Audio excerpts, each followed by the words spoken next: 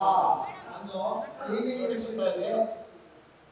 ವಿಷಯದಲ್ಲಿ ನಾನೆಲ್ಲ ಸದಸ್ಯರಲ್ಲೂ ಒಂದು ರಿಕ್ವೆಸ್ಟ್ ಮಾಡ್ತೀನಿ. ಏನಪ್ಪ ಅಂತಂದರೆ, ಹಿಂದೆ ಯಾವ ಮಟ್ಟಕ್ಕೆ ಅಂತ ಇಲ್ಲಿ ನಡೀತಾ ಇದೆಯಾ ಗೊತ್ತಿಲ್ಲ ನಮಗೆ.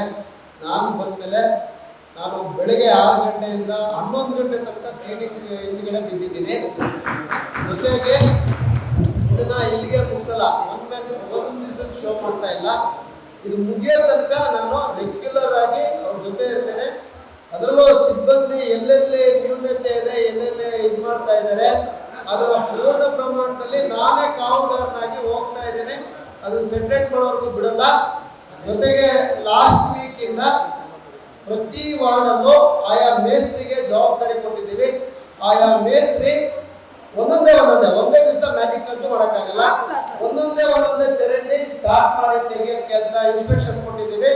ಅದು ಸ್ಟಾರ್ಟ್ ಮಾಡಿ ನಾಳೆಯಿಂದ ಸೂಪರ್ವೈಸ್ ಮಾಡಬೇಕು. ನಾಳೆಯಿಂದ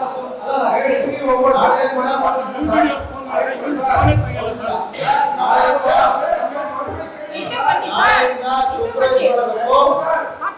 ಆಯಾ ಮೇಸ್ತ್ರಿ ಯಾವ ವಾರ್ಡಲ್ಲಿ ಚರಂಡಿ ತೆಗೆಸ್ತಾರೆ ಅಂತೋ ಆ ಸದಸ್ಯರಿಗೆ ತಿಳಿಸ್ಬೇಕು.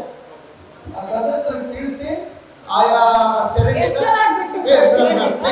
ನಾನು ಹೇಳ್ಬಿಡ್ತೀನಿ. ಅದ್ರಲ್ಲಿ ಏನಾರ ನ್ಯೂನತೆ ಬಂದ್ರೆ ನನಗೆ ಫೋನ್ ಮಾಡ್ಬೇಕು.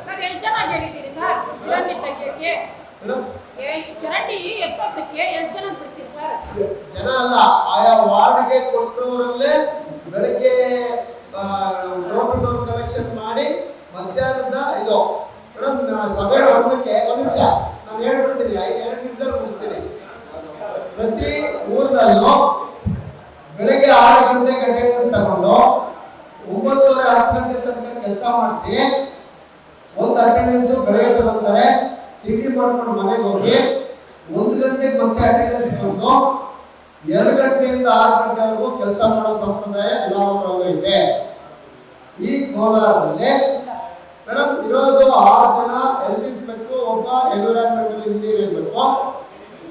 ಬೆಳಗ್ಗೆ 6 ಗಂಟೆಗೆ ಇಲ್ಲ ಅಟೆಂಡೆನ್ಸ್ ಹಾಕಿ ಕಳಿಸಿದ್ರೆ ಆಮೇಲೆ ಅಟೆಂಡೆನ್ಸ್ ಆಗ್ತಾ ಇಲ್ಲ. ಆಗ್ತಾ ಇದೆಯಲ್ಲಪ್ಪ, ನನಗೆ ಅಷ್ಟೇ ಹೇಳಿ, ಆಗ್ತಾ ಇಲ್ಲ.